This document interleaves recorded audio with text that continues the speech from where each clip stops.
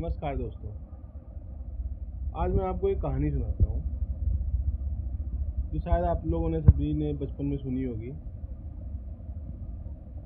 और इस कहानी से हो सकता है कि आपके जीवन में जो कुछ समस्याएं, जो परेशानियां, जो कष्ट, जो मानसिक उलझने हैं, शायद वो कुछ कम हो सके। ये कहानी है एक लकड़हारे की, जिसके परिवार में उसके माता पिता, उसकी पत्नी और एक उसकी संतान होती है।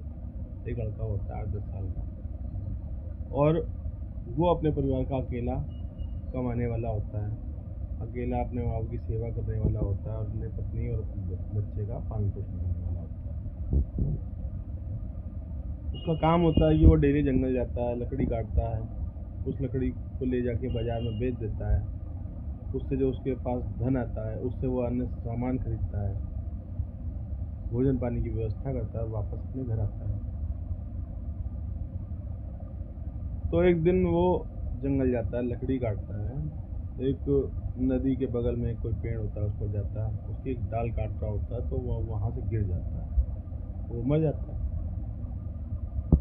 मरने के बाद उसकी आत्मा जो होती है वो उसके शरीर को त्याग देती है और वो ईश्वर के पास पहुँच जाती है।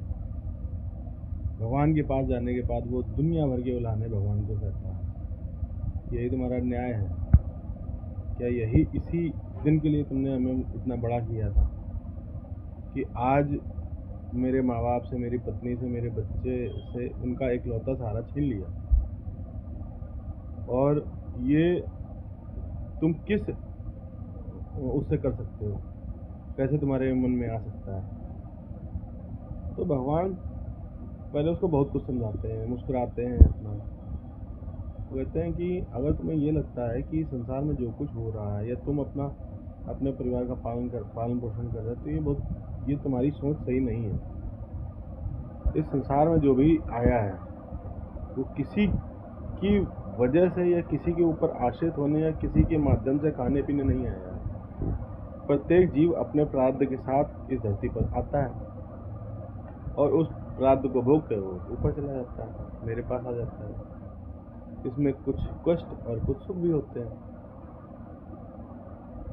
तो वो तब भी बहुत कष्ट में होता है। वो कहता है नहीं, हमारे शरीर में मेरे प्राण वापस करो, मेरे माँ बाप भूखे होंगे, मेरी पत्नी व्याकुल होगी, मेरी संतान व्याकुल होगी, उसको वापस मेरे शरीर में भेज दो।